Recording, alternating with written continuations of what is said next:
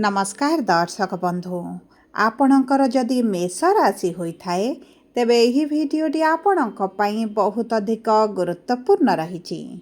देखंतु समस्त मेष राशिर लोक माने जानि रखिबा अत्यंत जरूरी जे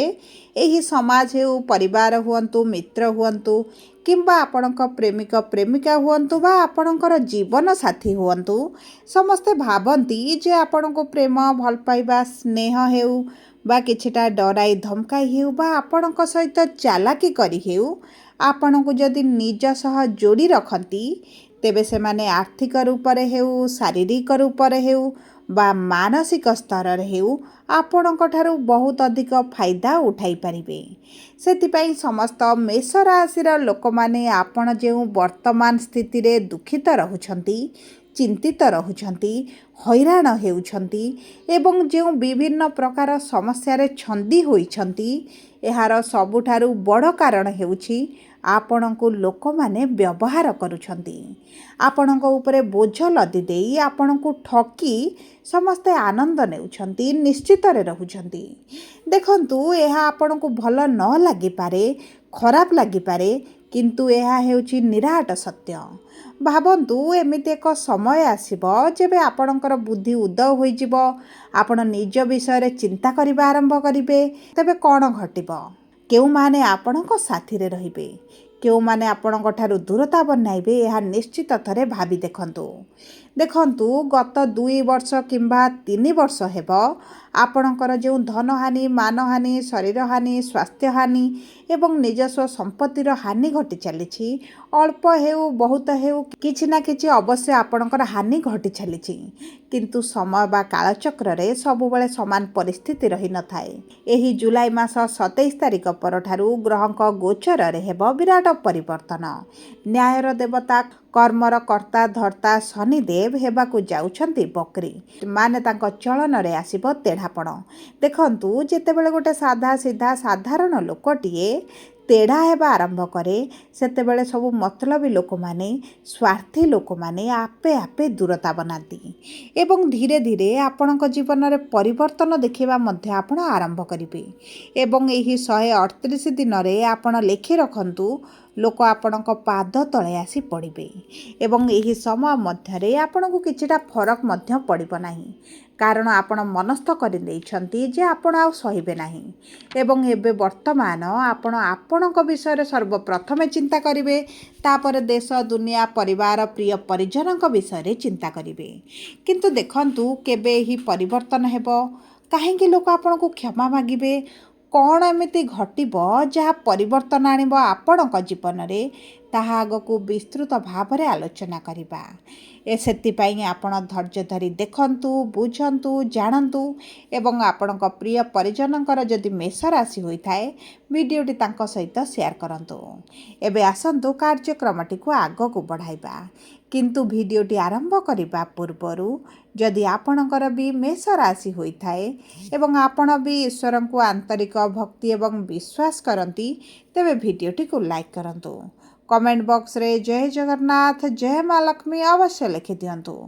ता सहित आम सह जोगाजोग करिबा पई वीडियोर मध्य भाग रे को व्हाट्सएप नंबर टिए दिया जाइछि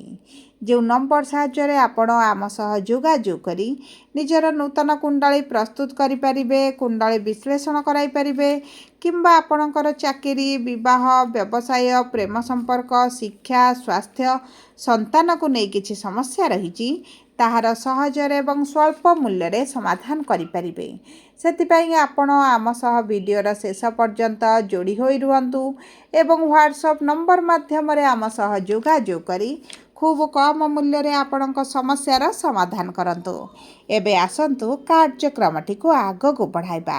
एवं जानिबा एही 138 दिन मध्य रे आपणक जीवन रे की प्रकार परिवर्तन आसीबो। देखंतु ज्योतिष शास्त्र अनुसार जेतेबेले गोटे पापी ग्रह बकरी होइथाए सेतेबेले तार प्रभावटी बढ़ी जाए एवं आपणक गोचर अनुसार एही पापी ग्रहटी जे गृह रे विराजमान करिथांती माने आपणकर जे द्वादश भाव रे अछंती द्वादश भाव को प्रभावित करबा सहित आपणकर एकादश भाव माने गोटे गृह पछकु मध्य प्रभावित करिवे एवं एकादश भाव रे जेहेतु राहु विराजमान रहिचंती एही शनि राहुंकर युक्तिटी आनिब आपणक जीवन रे महापरिवर्तन जहाँ आपणकर शत्रु मानकु आपणक पाखरे मुंड नुआइबा पई बाध्य कराइब। तेबे सर्वप्रथमे देखिबा जे शनिकर बक्री हेबाटी आपणक जीवन रे कि प्रकार प्रभाव पकाइब। देखंतु द्वादश भाव हेउची आपणकर विदेशर भाव आपणक वैदेशिक मुद्रार भाव एवं आपणकर जदि किछिटा वैदेशिक मुद्रा रोजगार करूछंती सेतरे निश्चित भाव रे आपण बढ़ती देखिबे एवं ता सहित जदि आपण विदेश जीवा पई चाहुतिले किछिटा घर पारिवारिक स्थिति हेउ किंबा किछिटा आपणकर आर्थिक परिस्थिति को नहीं कौनसी ना कौनसी कारण को केंद्र करी आपण जाई पारु नथिले इमोशनाली आपण जोड़ी होइतिले आपण समस्त विषय चिंता करी आपणकर घर ठारू बाहर को जाई पारु नाहंती अधिक अर्थ रोजगार करने को चाहिए मध्य जदि करि पारु नथिले तेबे आपणक जीवन रे एमिति परिस्थिति सृष्टि हो जो कारण आपण घर ठारू दूर को जिबे विदेश जिबे अधिक अर्थ रोजगार करिवे एवं एही समय मध्य रोजगार किभली अधिक बढ़ाई पारिबे सेही विषय आपण चिंता करिबा मध्य आरंभ करिवे एवं आपण वर्तमान निज निष्पत्ति निजे नेबा पई चिंता करिवे आपण को जी जेते कहिले मध्य आपण समस्तक कथा सुनिबे किंतु कार्यकारी करिवे आपणकर बुद्धि को आपणकर आइडिया को एवं ता सहित द्वादश भाव रे जेतु शनि रहिचंती आपणकर किछि ना किछि तो मेडिकल रे अर्थ खर्च होई जिवो किछि एक्स्ट्रा खर्च होई पारे आपण किछिटा नूतन कार्य आरंभ करि पारंती जे कार्य पई आपणकर किछिटा अर्थ खर्च होई जिवो देखंतु एही समय मध्य आपण अर्थ को अटकाइबा को चाहिए मध्य अटकाई पारिबे नाही किंतु एही अर्थ को जदि आपण सदुपयोग करंती सठिक मार्ग रे यूज करंती तेबे आपण को अति उत्तम फल प्रदान करिवे ता सहित जदि आपणकर सरकारक संबंधित किछि कार्य रहितला एवं आपणकर दीर्घ दिन ला पेंडिंग रहिछि आपण चाहुचंती करिबा पई किंतु हेई पारु नाही आपण को दौड़िबा को पडुची तेबे सेही सब क्षेत्र रे आपण को शुभ फल प्राप्ति हेबो किंतु देखंतु द्वादश भाव रे शनि विराजमान करी शनिकर तृतीय दृष्टि आपणकर द्वितीय भाव को देबा कारणरू आपणक प्रिय परिजन कुटुंबक सहित आपणकर संबंधटी एतेटा भल रहिबो नाही कारण आपण वर्तमान तांक स्वार्थ जेहेतु पूरण करिवे नाही आपणक ठारू दूरता बनाइबे आपणक विरोधी होई पारंती आपणक एगेंस्ट रे गपी पारंती किंतु देखंतु एही सब मिथ्या संपर्क गुड़िक आपणको आगो को भविष्यत रे जेहेतु समस्या करि थांता तेणु करी एही संपर्क गुड़िक कटि जिबाटी आपणक पई अति उत्तम रहिबो अति मंगलकारी मध्य रहिबो किंतु आपणक गळा पांटी तंटी उपरे विशेष भाव ध्यान दियंतु थंडा जनित समस्या किछिटा देखा दे पारे